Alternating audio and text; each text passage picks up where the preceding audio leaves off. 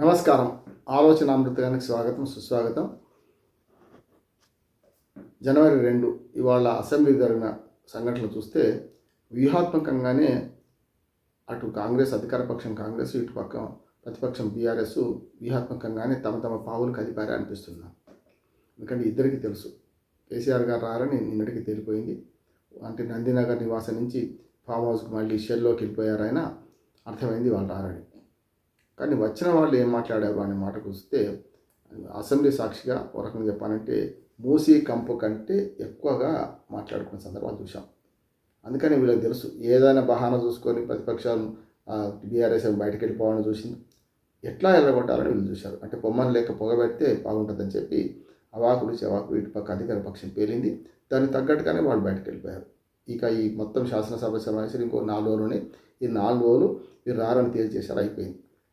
అంటే జరిగిన సంఘటన ఒకసారి గమనిస్తే మనకు రేవంత్ రెడ్డి గారు అంటే మూసీలో ఎంత మురుగు ఉందో, అంత కంపు ఉందో, అంత కాలుష్యం ఉందో అవన్నీ కూడా కడుపులో పెట్టుకొని మీరు మాట్లాడుతున్నారు, తెలంగాణ అభివృద్ధి పట్ల మీకు ఎలాంటి శ్రద్ధ లేదు అని ప్రతిపక్షాలు నిందించారు. ఆయన దానికి ప్రతిగా వెంటనే ఇటుపక్క మరి బీఆర్ఎస్ కూడా స్పందించి అసలు మీ నోరే కంపు, మీ నోట్లో మూసీ నదిలో ఎంత కంపు ఉందో అంత కంపు మీ నోట్లో కనపడుతుందని వీళ్ళు అన్నారు.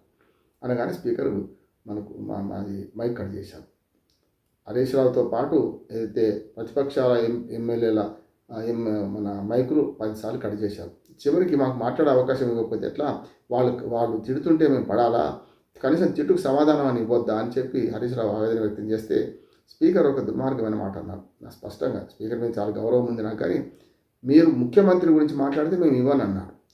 మరి ఆయన మాజీ ముఖ్యమంత్రి గురించి మాట్లాడవచ్చు, ఎవరు రేవంత్ రెడ్డి, ఆయన ఎట్లా పడితే ప్రతిపక్షాన్ని తిట్టవచ్చు, ఏదైతే అది మాట్లాడవచ్చు, కంపు నోరు పెట్టుకుని ఏదైనా చేయొచ్చు.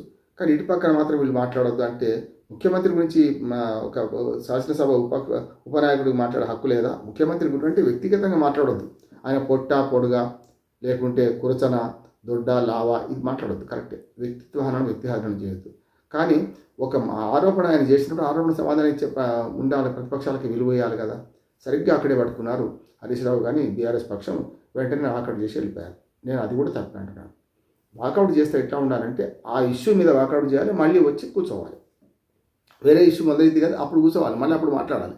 అప్పుడు ఏమవుతుందంటే ఇష్యూ బేస్డ్గా నిరసన వ్యక్తం చేసినట్టు అవుతుంది. నేను నేస్తాను, ఒకసారి బయటకు పోవాలి. ఈ ఇష్యూని స్పీకర్ గారు మీరు చేసిన తప్పు వల్ల మీరు ఏదైతే మాట అన్నారో ముఖ్యమంత్రి గురించి మీరు మాట్లాడొద్దు అంటే మరి ఎవరి గురించి మాట్లాడాలి? మరి సభలో ముఖ్యమంత్రి మాట్లాడండి, దానికి కౌంటర్ ఇవ్వాలి. ఎవరు మాట్లాడితే వాళ్ళకి కౌంటర్ ఇవ్వాలి. ప్రతిపక్షం బాధ్యత, నిర్మాణాత్మక ప్రతిపక్షంగా వాళ్ళకి హక్కు కూడా. కనుక ఇది ఏమవుతుందంటే మొత్తం వాకౌట్ చేసి రేపటి నుంచి మేము రామ్ రామ్ రామ్ సభకు రామ్ రామ్ అంటే రామింది అంటున్నాను. నేను సభకు రామ్ రామ్ అనాల్సిన అవసరం లేదు. సభలో కూర్చోవాలి, ప్రతిపక్ష స్థానంలో ఉన్నా సరే గట్టిగా ఎదుర్కోవాలి. గతంలో మీరు ఉన్నప్పుడు ప్రతిపక్షాలు పారిపోలే. అదే కాంగ్రెస్ పార్టీ కానీ 6 ఉన్న బట్టి విక్రమార్క గారు మొత్తం సిఎల్పి పదవి పోయినా కూడా ఆయన పట్టుకెడిచిండు. ఆయన గురించి చాలా వరకు మర్యాద ఇచ్చారు కేసీఆర్ గారు కూడా. ఆయన పాపం అట్లా పట్టుకెడిచారు. ఇవాళ ఉప ముఖ్యమంత్రిగా ఉన్నారు. కనుక ఆనాడు ఇట్లాంటివి లేవు. ప్రతిపక్షం మొత్తం బయట చేసి ఇంటికి పోలే. కొందరు వెళ్ళిపోయారు, ఎవరో ఒక్కరిది రాలే, కానీ మిగతా అందరూ రాకుండా ఉండలే. కనుక సభకు రాము అనేది మీ తప్పుడు విధానం, డొల్ల విధానం అంటున్నాడు. ఇక ఎవరికి వారు ఏమన్నా తీరే రేపు పొద్దున్నేమో మరి కృష్ణా జలాల మీద ముఖ్యంగా పాలమూరు రంగారెడ్డి పథకం, సాగునీటి పథకం మీద వీళ్ళు పవర్ పాయింట్ ప్రజెంటేషన్ చేస్తారట. దానికి తగ్గట్టుగానే రేపు తెలంగాణ భవన్లో అటుపక్క మనకు ఇది ఒకటే కాదు, గోదావరి ఈ 2 జలాల మీద వీళ్ళు చేస్తారట. చూస్తున్నాం మనం. అంటే ఏమన్నట్టు ఎవరికి వారు ఏమన్నా తీరు, వాళ్ళు పార్టీ ఆఫీసర్ పరిమితం అవుతారు, వీళ్ళేమో అసెంబ్లీకి. అంటే ఎదురు లేకపోతే యజ్ఞం చేయొచ్చు అని అధికార పార్టీ అనుకుంటుంది. గతంలో అనుకుంది కూడా, బీఆర్ఎస్ కూడా అదే పని చేసింది. వాళ్ళని సస్పెండ్ చేసో లేకుంటే వాళ్ళని ఇంటికి పంపించో, అంతకన్నా దుర్మార్గం ఏం తక్కువేం చేయలేదు. వీళ్ళు చేసిన దుర్మార్గం కంటే ఎక్కువనే చేసింది బీఆర్ఎస్ వాళ్ళు కూడా, తక్కువేం చేయలేదు. కనుక అప్పుడు ఏం చేశారు వీళ్ళు, అప్పుడు ప్రతిపక్షాలను బయటకు పంపించి వాళ్ళ రాజ్యం వెళ్ళిండ్రు. ఇప్పుడు ప్రతిపక్షాలను ఏదో తిట్టి వీళ్ళు బయటకు పంపించి వీళ్ళు రాజ్యం వెళ్తున్నారు. తేడా అంతే కదా. ఆనాడైనా ఈనాడైనా ప్రతిపక్షానికి సరైన విలువ ఇవ్వకపోతే మీరు ప్రతిపక్షంలో ఉన్నప్పుడు ఎట్లా అనుభవించాలో, మేము అనుభవించింది మీరు అనుభవించాలని వీళ్ళు కూడా చూస్తున్నారు. అంటే మాటకు మాట, చేతకు చేత నడుస్తున్నది. కానీ అంతిమంగా ప్రజలు నష్టపోతున్నారు కదా. ఆరోగ్యకరమైన చర్చలు జరిగి అసలు విషయాలు మాకు ప్రజలకు తెలిస్తే బాగుండేది. అది నీటి విషయం కావచ్చు, నిప్పుల విషయం కావచ్చు, ఇంకేదైనా కావచ్చు. మీరు అసెంబ్లీ సాక్షిగా ప్రజా సమస్యలు చర్చించాలి కదా.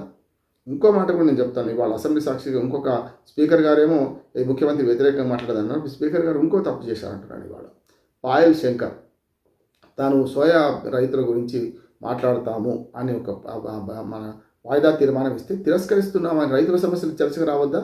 అంటే మీ తిట్ల పురాణాలు చర్చలు రావన్నా? అసెంబ్లీలో తిట్ల పురాణాలు జరగానా?